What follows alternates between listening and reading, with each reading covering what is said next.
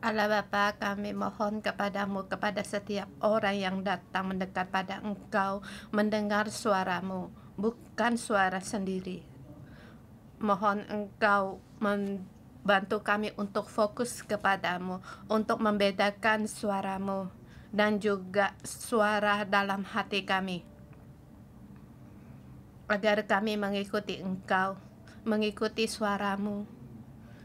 Berbelas kasihanlah kepada kami dan berfirmanlah untuk kami. Dalam nama Tuhan Yesus berdoa. Amin. Hari ini kita melihat kitab 2 Samuel pasal 20 yang disampaikan oleh Pastor Hokit dengan tema dari kekacauan kembali tenang. Banyak orang mengalami kekacauan. Hidup yang digoyangkan oleh badai. Ada orang yang bisa melewati.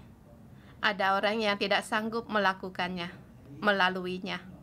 Ada orang di dalam badai kehidupan mengambil keputusan untuk meninggalkan Allah. Mereka semakin jauh, tetapi di dalam badai kehidupan memilih untuk kembali kepada Allah sesungguhnya hal yang tidak mudah.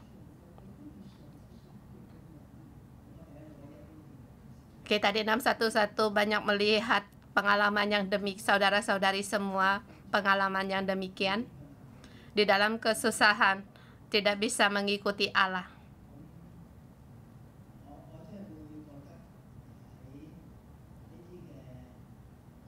Saya akan merasa di dalam kesusahan kita harus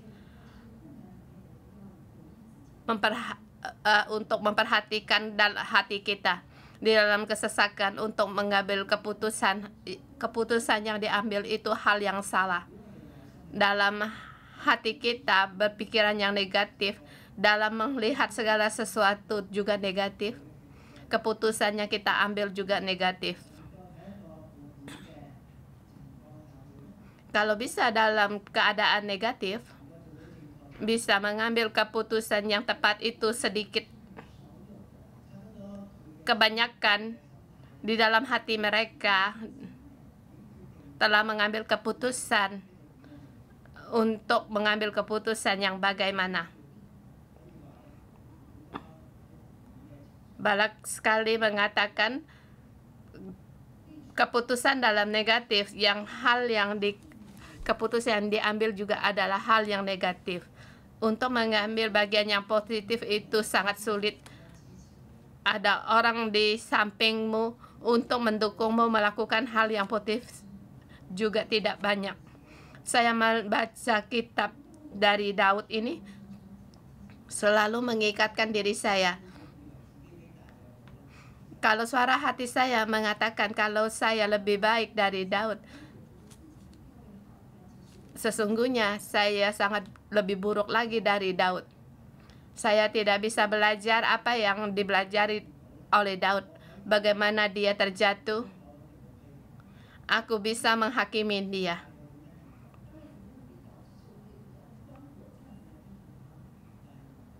Tetapi tidak berani saya tanggung. Saya bisa melakukannya lebih buruk dari Daud. Mohon Tuhan untuk menolong membuang segala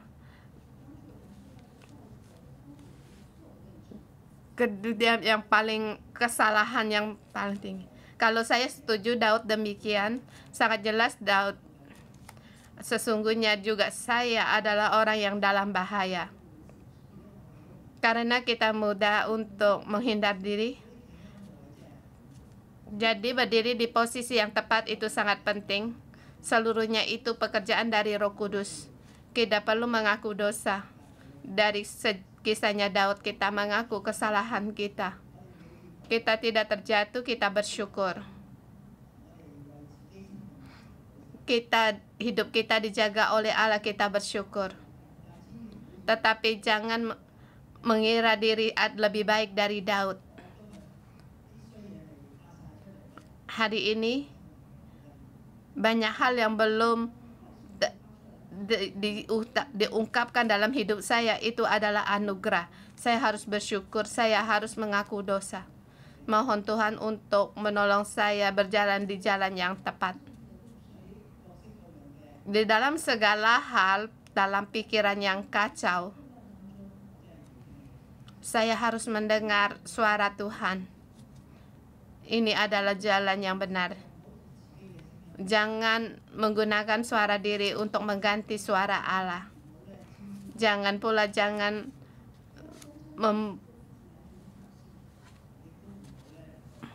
membuat perjalanan sendiri, dan juga jangan merasa rendah diri, tidak percaya diri. Hal itu akan mudah akan terjatuh di dalam setan, terjatuh dalam kuasa setan.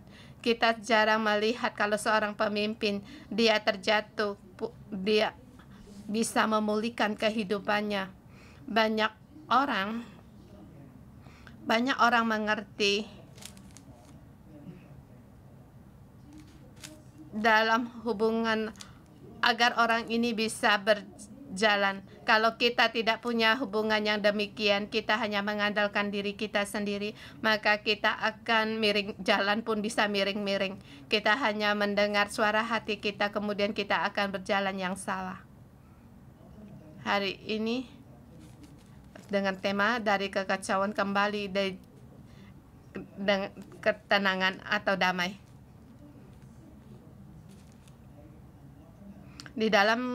Di sini dibagi dua bagian, ada 1 sampai dengan 7. Hubungan dari Daud. Sub yang ketiga, Daud sampai di Yerusalem. Dia kembali menjadi raja. Di sub yang kedua, 8 sampai dengan 22.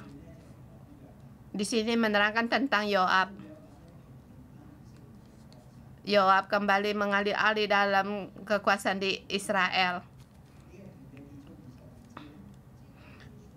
Di ayat 22, maka pulanglah Yoab ke Yerusalem kepada raja. Dia menyelesaikan tugasnya. Dia juga mengikuti Daud terlebih dan terakhir mengikuti Yerusalem kepada raja. Dari dua poin ini, kita bisa melihat kedudukan Daud kembali dipulihkan. Segala selalu pun telah damai kembali. Boleh dikatakan,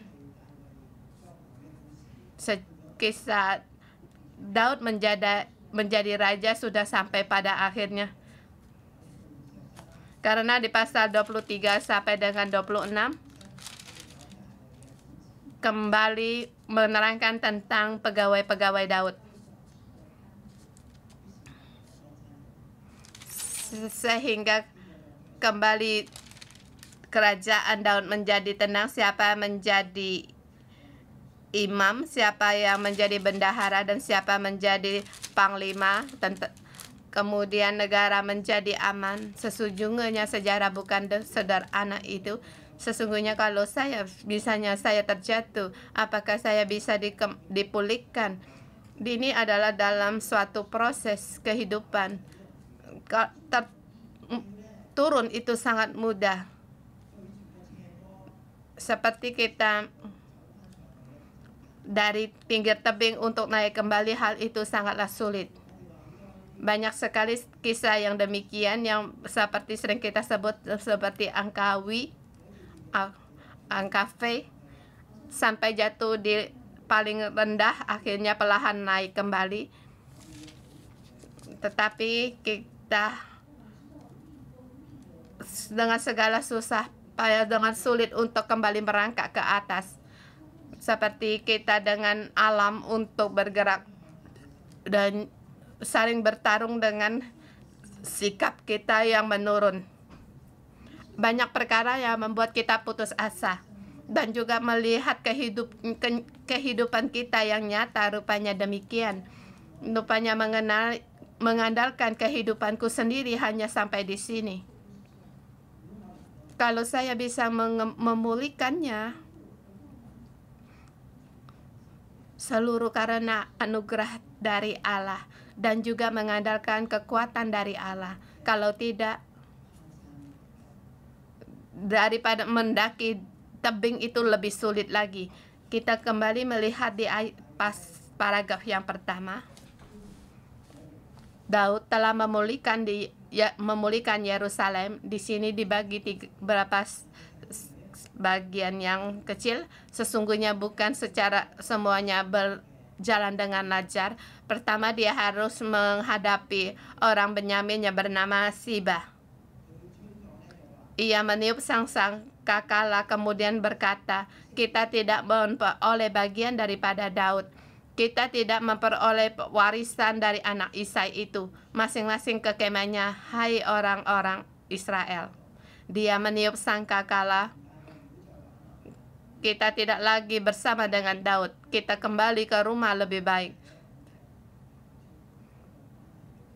Sesungguhnya itu putusnya hubungan. Dan juga di sini membangun kekuatan yang lain. Membangkit kekacauan.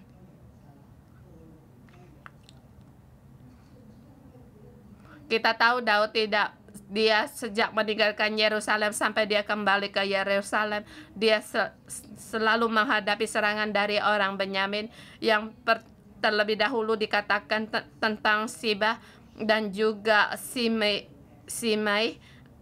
yang sambil mengutuk dia sambil melemparkan batu. Daud meninggalkan Yerusalem. Sekarang dia harus kembali menghadapi orang yang bernama Seba.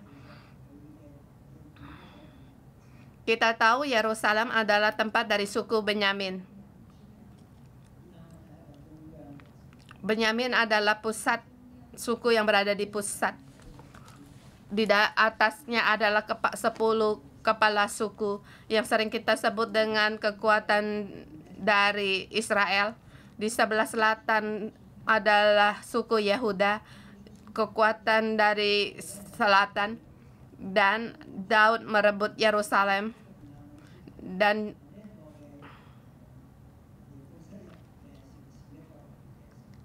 orang Benyamin menggunakan orang Yebus sebagai ibu kota mereka, sehingga mereka bisa melihat sebelah utara dan sebelah selatan. Pada saat ia meninggalkan Yerusalem, dia berada di daerah Benyamin. Mengapa orang Benyamin sangat tidak suka kepada Daud? Karena Saul adalah orang Benyamin. Setelah Daud wafat, guru kesah dalam hati Benyamin tidak pernah padam.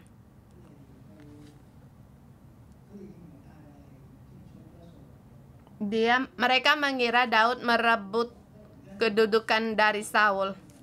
Dan orang Seba ini berkata masing-masing ke kemahnya, kita tidak ada hubungan dengan Daud.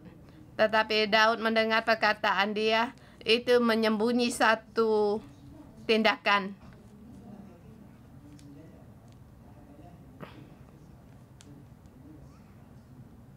Kemudian ayat berikutnya, Daud dengan cepat menghentikan huru-hara dari Seba ini. Di yang kedua, poin yang kedua itu dikatakan kembali Daud sampai ke Yerusalem. Dia menyelesaikan 10 guntiknya. Kemudian dia memelihara tetapi memasukkan mereka ke sebuah rumah di bawah penjagaan. 10 guntik ini telah dicemari oleh Absalom. Salah satu kita melihat bagaimana tergenapnya firman Allah.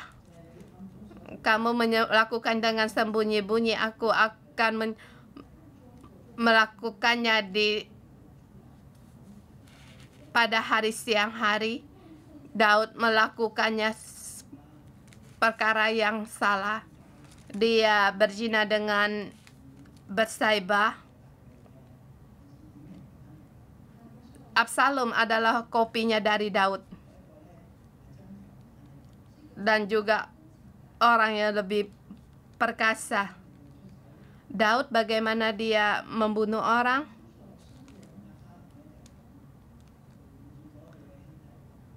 Absalom juga membinasakan saudaranya Amnon. Bagaimana Daud berzina? Absalom lebih lihai lagi. Jadi kalau kita tidak menyelesaikan najis di dalam hati sanubari kita, sesungguhnya perkataan Nathan terhadap Daud itu juga memberitahukan kepada kita hal yang kita lakukan secara sembunyi-bunyi akan dinyatakan secara terang-terangan. Kalau kita melakukan hal ini, cara kita menyelesaikannya itu menekan diri. Menekan bukan berarti perkara ini hilang dari hidup saya, tetapi hanya ia di dalam di depan.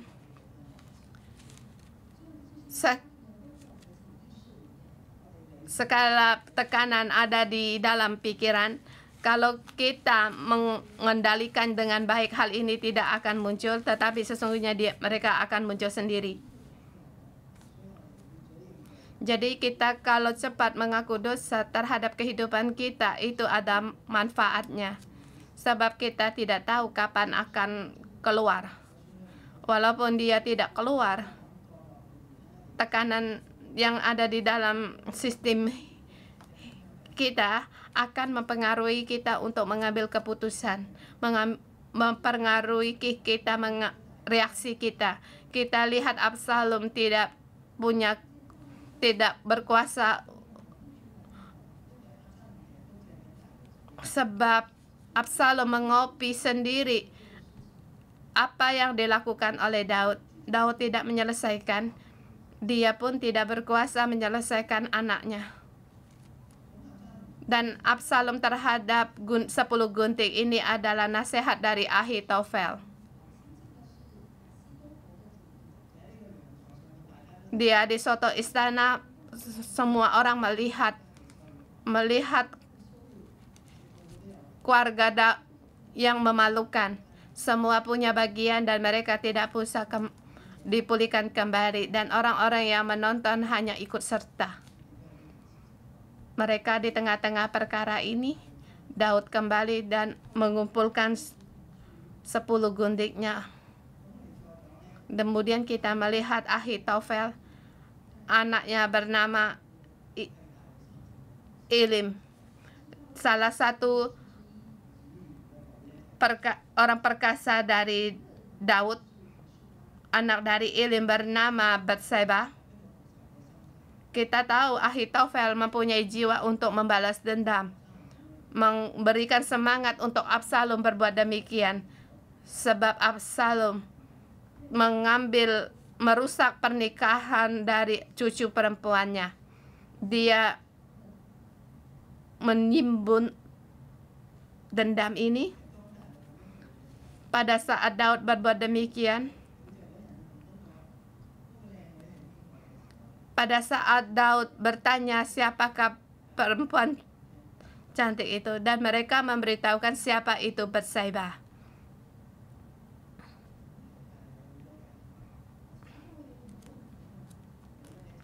Daud mempunyai banyak orang yang kuat di dalam hidupnya. Salah satu istrinya.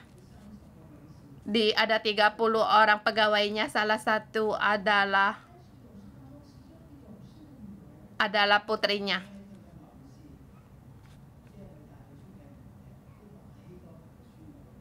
Dan juga ia menemukan penasehat Ahitofel.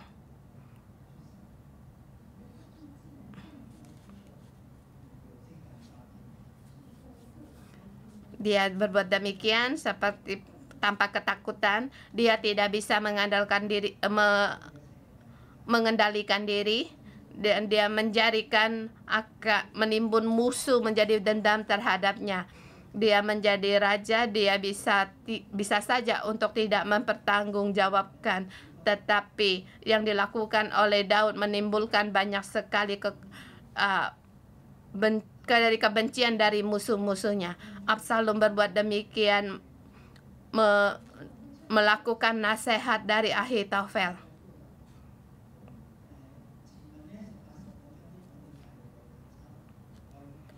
Dan kemarin pasal 18-19, bagaimana duka dari Daud terhadap Absalom, saya merasa juga, saya berpikir juga apakah dia menangis untuk Absalom atau dirinya, atau dia menangis untuk seluruh orang Israel.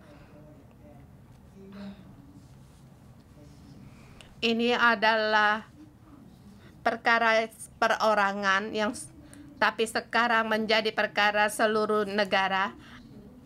Daud orang yang ternama dan yang ia lakukan mempengaruhi seluruh negaranya.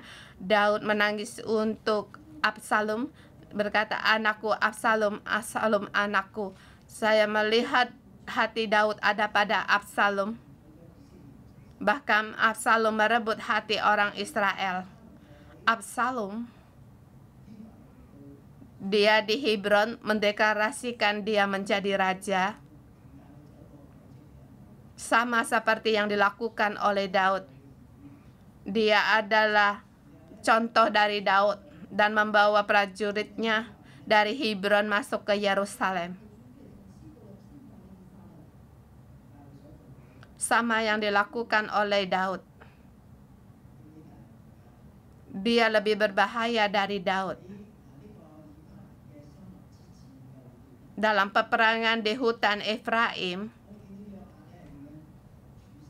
kita melihat bagaimana Yoab membunuh Absalom.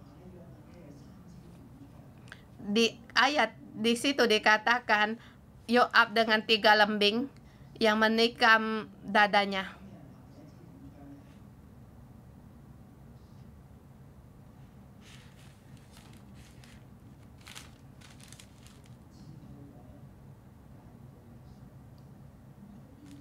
Ada orang yang berkata lembing pertama menikam antara Absalom terhadap Daud, dan juga di lembing kedua menikam terhadap Absalom terhadap tua-tua Yehuda, dan yang ketiga yaitu hati Israel terhadap Absalom, sebab dia merebut hati orang seluruh rakyat. Semua mereka menyukai dia sama seperti mereka menyukai Daud. Kita lihat munculnya Yoab dengan kelakuan yang sangat sadis terhadap Yoab. Kalau tidak demikian, tidak bisa menyelesaikan perkara dan juga tidak bisa menyelesaikan perkara orang kesetiaan mereka terhadap Absalom. Pada saat Daud meratapi Absalom, dia juga mewakili Israel meratapi Absalom sendiri, dia terhadap anaknya, dan di sebelah lain yaitu Israel terhadap Absalom. Kalau tidak dia dengan nyaring menangis, dia tidak bisa menghentikan hati orang, sebab negara ini dalam perpecahan. Daud berbuat demikian agar tujuannya bisa memulihkan kembali Israel. Memulihkan Israel tersebut 7-7, juga menyelesaikan Seba bin Bikri ini. Dia orang Benyamin. Kita lihat di ayat keempat. Berkatalah kepada Amasa, "Kerahkanlah kepadaku orang-orang Yehuda dalam 3 hari, kemudian menghadaplah lagi kemari."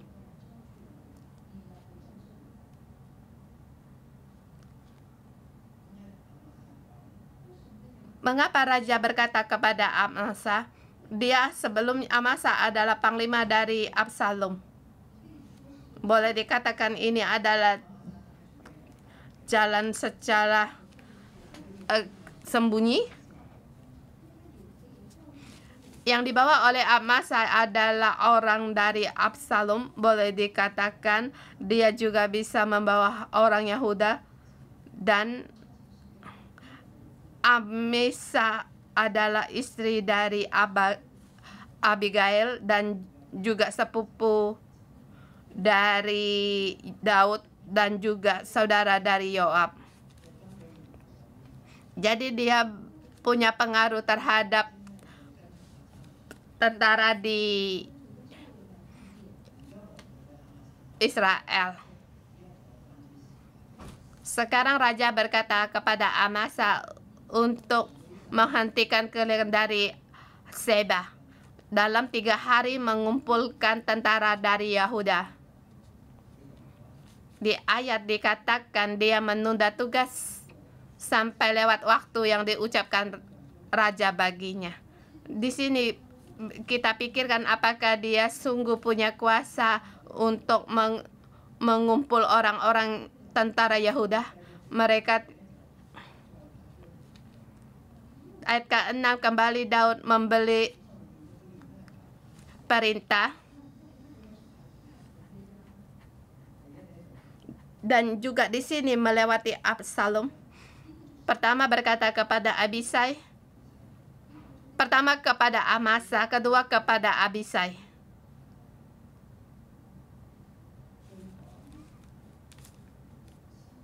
Untuk mengejar Seba.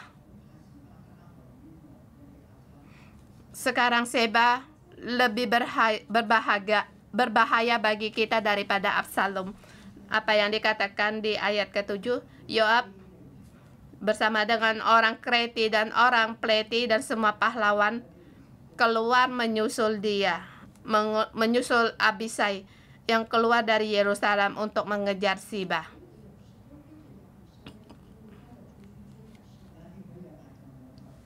Kamu lihat, bisa kali lihat Yoab turun sederajat. Dalam kegiatan ini siapa yang menjadi pemimpin, yaitu Abisai.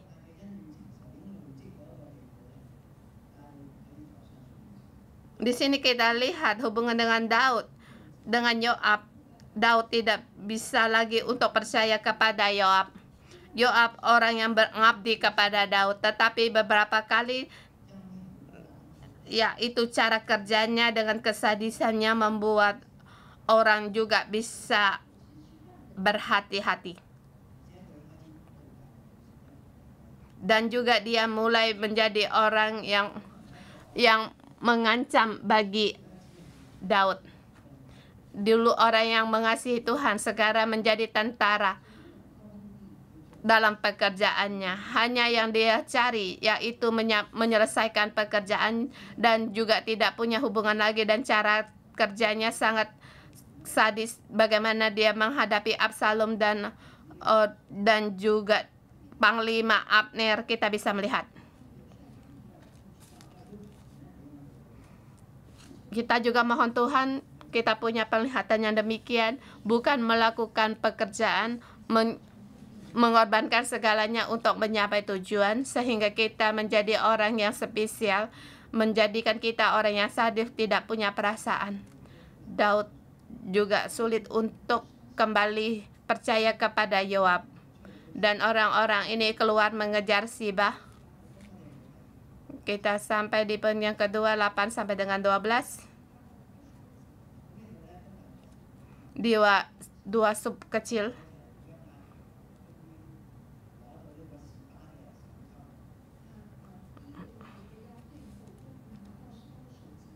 Akhirnya Yoab bisa menyusul Yoab. Seba sembunyi di kota di Abel. Ada seorang perempuan menyerahkan Seba dan diberikan kepalanya kepada Yoab, dan Yoab kembali di istana. Kalau perkara demikian sangatlah sederhana, tetapi di tengah-tengah ada sesuatu terjadi, bagaimana Yoab dengan sadis memusnahkan musuhnya, yaitu Amasa.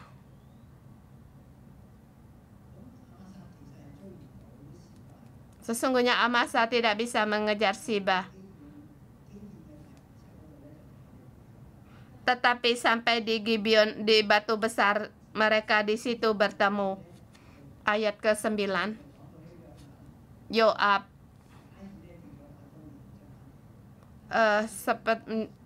menjatuhkan pedang, kemudian memungut kembali pedang itu dan berkata kepada Amasa, "Engkau baik, saudaraku." Ini adalah satu tipu muslihat pada saat dia tidak awas menggunakan pedang itu menikam perutnya. Dia mati di situ. Orang yang sangat kejam. Dengan cara yang sama dia juga membunuh Abner. Abner adalah panglima tentara Saul.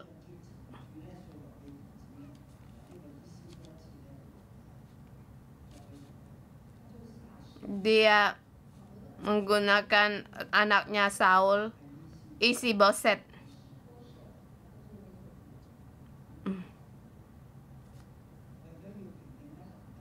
untuk menenangkan antar di kerajaan sebelah selatan.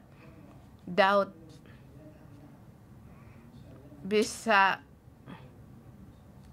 menyuruh Abner untuk menjadi panglima di sebelah utara, karena dia yang memimpin tentara sebelah utara, dan Yoab melihat ada serangan terhadap diri sendiri. Di ayat dikatakan tanpa ketahuan dari Daud, dengan pedang membunuh Abner.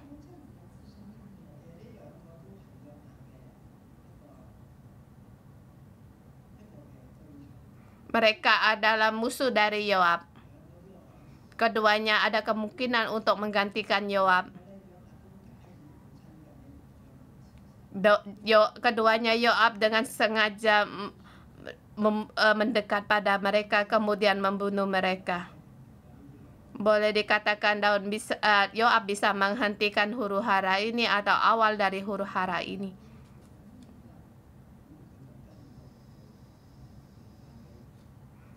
Sehingga ia bisa menjadi terus panglima di Israel atau Yehuda. Kemudian dia kembali ke Yerusalem kepada raja. Ayat 23. Ini adalah pegawai-pegawai dari Daud. Pertama dikatakan Yoab menjadi kepala atas segenap tentara Israel. Dia kembali kepada jabatannya, kembali pengaruh di dalam tentara. Tetapi kita bisa melihat dia orang yang tidak punya hubungan. Dia orang yang spesial dalam tentara dan juga terus membawa orang yang menekan pada Daud. Dia bukan hubungan kemudian pekerjaan. Kita mohon Tuhan untuk tolong kita, bukan untuk mengejar menyelesaikan pekerjaan, tetapi dengan menggunakan segala cara untuk mencapai tujuan.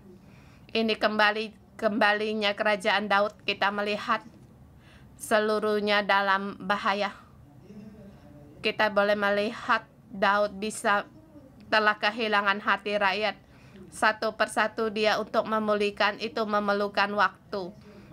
Tapi dengan cara yang ada hasilnya menggunakan untuk menenangkan keadaan, tetapi malah lebih banyak lagi menimbulkan bencana.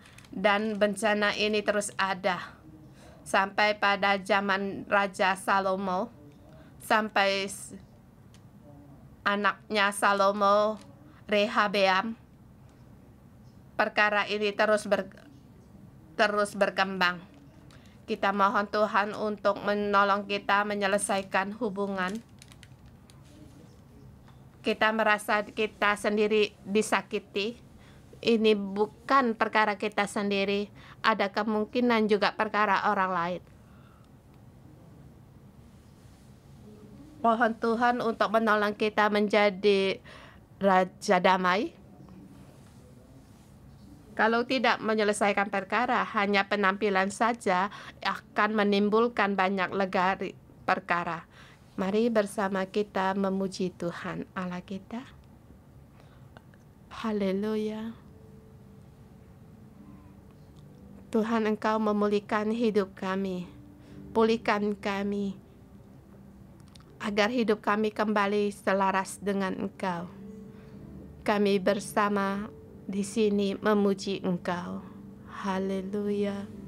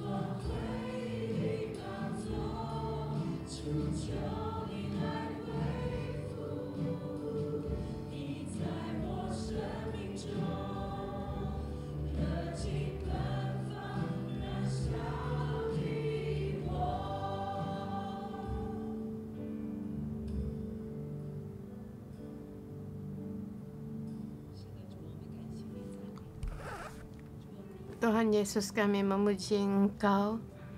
Engkau memulihkan kembali semangat kami terhadap Engkau. Engkau terus menyalahkannya. Sungguh Tuhan, di hari Raya Sukkot ini Tuhan, kami penuh dengan sukacita, dengan bersyukur datang di tata kasih karunia-Mu. Ya Tuhan, kami berterima kasih kembali Engkau pulihkan kami. Kami bersyukur kepadamu. Kami bersyukur kepada Engkau. Kami hidup penuh dengan nafas pohon kehidupan. Tuhan, kami dikelilingi penuh dengan kasih, karena kasih-Mu ada di tengah-tengah kami. Engkau yang menghargai hubungan, Engkau Allah yang menghargai hubungan. Engkau memberikan anak-Mu yang tunggal kepada kami di dalam kasih-Mu, dan saling mengingatkan, saling menghibur, saling menyemangatkan. Tuhan, kami bersyukur kepada Engkau. Tuhan, kami memuji-Mu.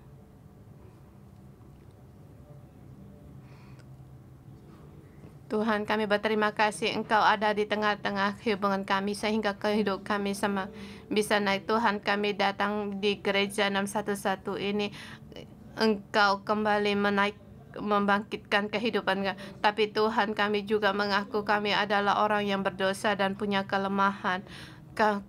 Kami juga bahkan kami bisa membedakan orang lain lebih rohani kepada kami. Tuhan, semua karena dari asalku ada hubungan, kami terus mengulangi apa yang dilakukan dari keluarga asal kami. Tuhan, kami tidak bisa melihat masalah kami sendiri. Mohon Tuhan, terang-Mu menerangi kami.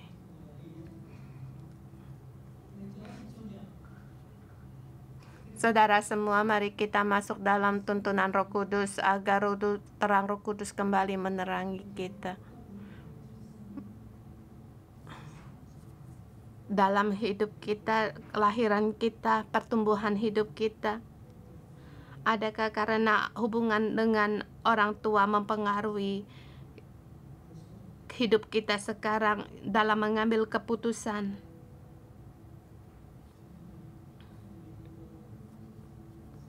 Tuhan, karena lewat Pastor Hokit hari ini, Engkau memberikan tahu kami akan mempengaruhi keputusan dan reaksi kami.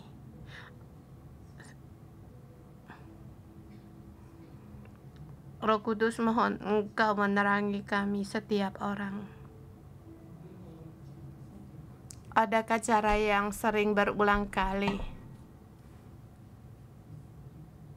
Mungkin seperti orang tua kita bisa marah, demikian juga kita akan marah.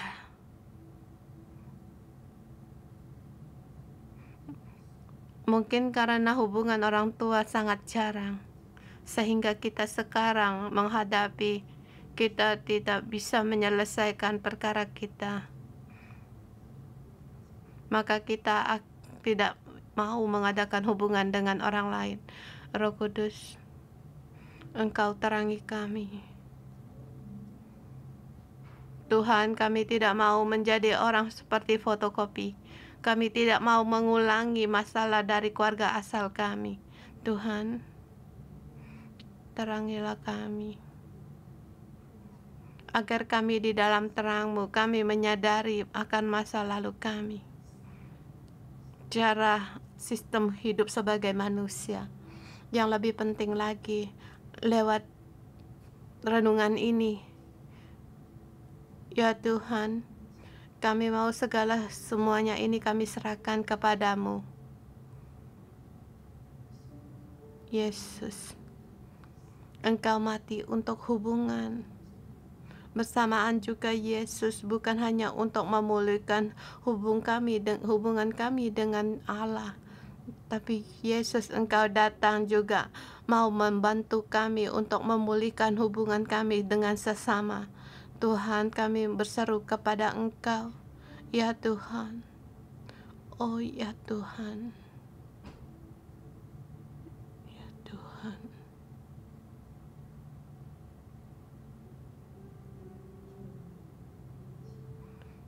Tuhan, kami datang di hadapan-Mu, kami mengaku seringkali menghadapi badai kehidupan kami. Kami mulai curiga, kami tidak percaya diri. Bahkan kami ingin mundur. Pada saat ketua sel atau pemimpin kami memberi kami nasihat, seringkali karena kami tidak percaya diri, maka kami akan menjadi takut kepada Engkau. Kami akan memberontak.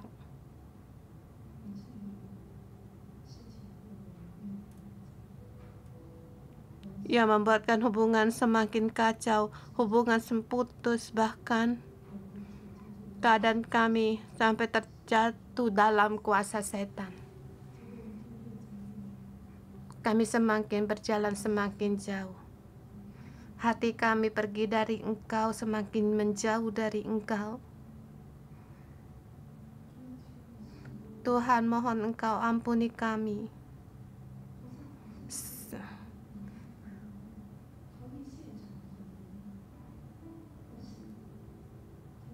Seringkali kami dalam hal kami merasa mudah. Mohon Engkau kembali untuk meneguhkan kami. Ampunilah kami, tolonglah kami agar kami bisa mengambil pilihan yang tepat, pilihan yang sesuai dengan Engkau. Tuhan, mohon Engkau menyadari kami, sadarilah kami, jangan menyerahkan kami. Engkau jangan meninggalkan kami. Tuhan, kami datang di hadapan-Mu. Di dalam pertumbuhan kami melihat orang tua kami sangat sedih. Mengapa perkara ini bisa terjadi? Rupanya setelah kami dewasa, kami pun menjadi seperti orang tua kami. Dari kecil hingga dewasa, orang tua kami akan berkata, jangan ribut. Harus mengadakan hubungan yang baik dengan orang lain. Tetapi tanpa kami sadari, hubungan kami dengan sesama mulai terputus-putus. Kami palsu, tidak berani mengatakannya. Pada saat menghadapi kekacauan, sendiri akan menghindar, kami akan mundur, membuatkan hubungan ada celah. Tuhan, mohon Engkau tolong aku di dalam hubungan semakin berani mengutarakan perasaanku, dan juga dalam hubungan karena kasih Allah. Dengan kasih Allah sehingga kami memberanikan kami hubungan dengan sesama, ada kasih dan percayaan. Tuhan, mohon Engkau mengampuni kami. Banyak sekali hal hubungan di tengah-tengah kami. Ada masalah muncul, kami akan bermuram, kami dengan emosi, kami akan mengandalkan orang lain. Tuhan, ampunilah kami tidak bisa menjadi orang damai di dalam kasih. Kami tidak bisa membawakan kasih, bahkan kami tidak bisa mengatasi segala kesusahan dalam hidup kami, sehingga hubungan kami bisa masuk dalam hubungan yang nyata dan hubungan yang benar. Dan juga dalam kami mengatakan hubungan kembali, hubungan kami dipulihkan. Tuhan, tolong kami hubungan agar kami bisa keluar dari celah-celah hubungan ini, dan kami berani untuk mencari Engkau, mencari pertolongan Engkau, dan juga mengejar akan hikmat dari-Mu. Saudara-saudari semua, mari kita mengaku dosa kita. Kita tahu hubungan kita, ada hubungan kita yang sama dengan orang tua kita. Kita tidak mau dalam siklus kehidupan ini. Mari kita mengaku.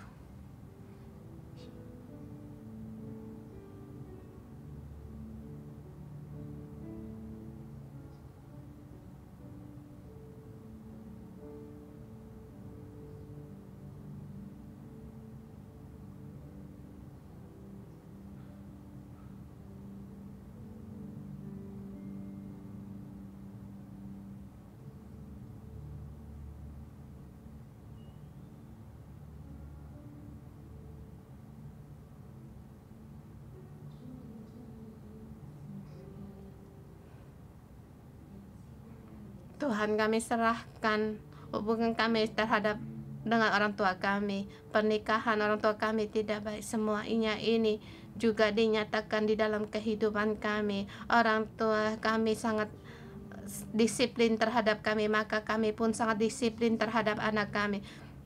Kami tidak mau seperti mereka, tetapi keadaan ini muncul di dalam kehidupan kami. Mohon Engkau menolong kami, sebab kami adalah orang yang Engkau pilih. Pada saat orang lain punya bermasalah, kami tidak mau telunjuk, kami menunjuk orang lain. Pada saat kami sedih, jangan menyalahkan orang lain. Tuhan, agar kami bisa menguji diri kami sendiri. Kami mengutamakan hubungan, tapi kami pun, ya Tuhan, mohon Engkau menolong kami hari ini.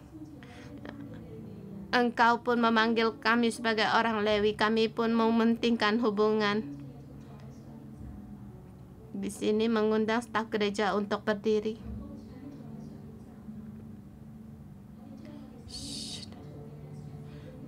Kita serahkan segala sesuatu, apa yang kita lakukan serahkan kepada Tuhan. Kita tidak mengutamakan lagi pekerjaan. Kita bersamaan waktu, kita juga harus menjadi orang yang sangat menghargai hubungan. Mari kita berdoa, saudara-saudari semua. Mohon Engkau menopang dalam doa untuk staf gereja. Bukan hanya jangan hanya sibuk pada pekerjaan, tetapi kami dengan sungguh-sungguh untuk memperbaiki hubungan kami. Kami agar saling menguatkan setiap staf gereja. Tuhan, kami juga harus menghapuskan sebesarnya pekerjaan. Tuhan, mohon Engkau membelas kasihan kepada kami.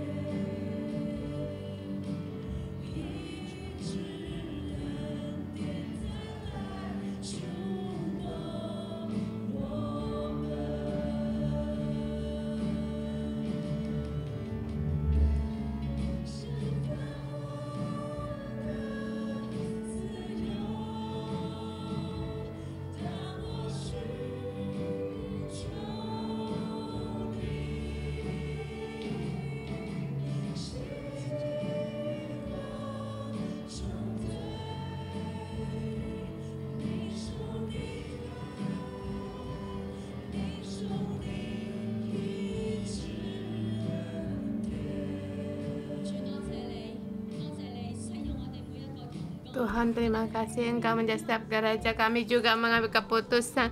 Tuhan, kami mau mengutamakan hubungan. Engkau buang segala, hanya mementingkan pekerjaan. Tuhan, dengan kasih kami mengasihi orang lain. Dan setiap orang juga kami, bukan perkara perorangan, tetapi perkara semua. Dan juga Dan juga saya membawa saudara semua ke depan. Dengan langkah ini melambangkan kami mementingkan hubungan. Dan juga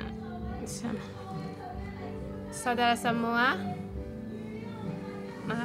kita di dalam Tuhan, kita saling bersama dan juga ada hubungan. Tangan kita untuk menolong orang lain.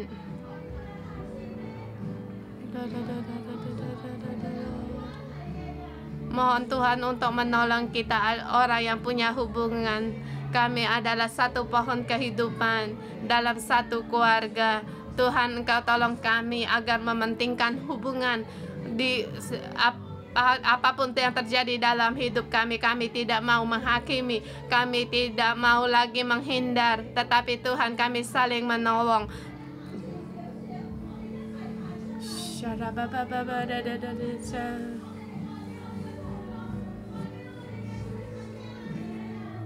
Kita mewakili kita di dalam satu keluarga di dalam Tuhan.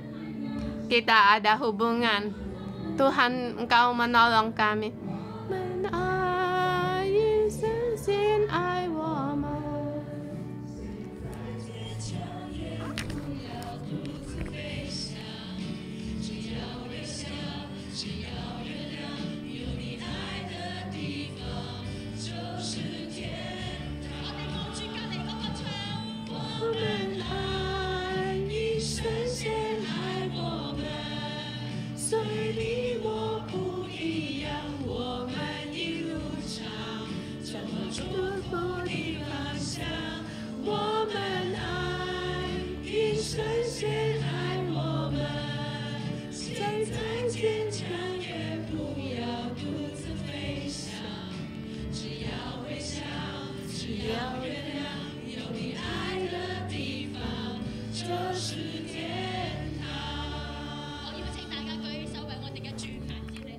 Kita berdoa untuk hari raya Sukkot.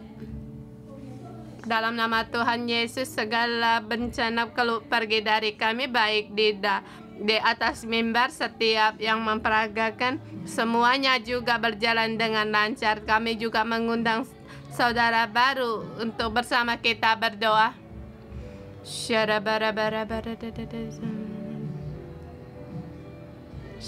Tuhan, Engkau melindungi setiap tim drama pada kami. Tuhan, kami perlu Engkau. Seluruh acara hari raya Sukkot ini ada padamu, dan hadirat-Mu ada di tengah kami. Engkau sucikan kami semua.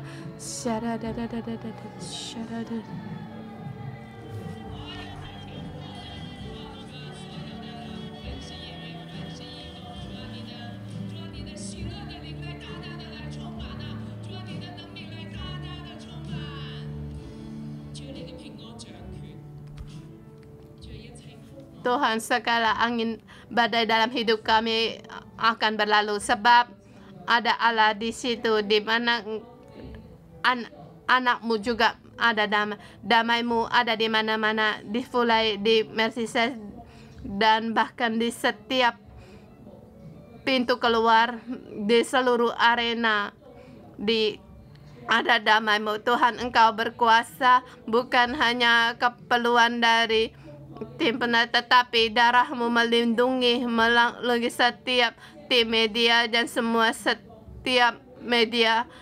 Mereka pun perlu akan darah-Mu untuk melindungi.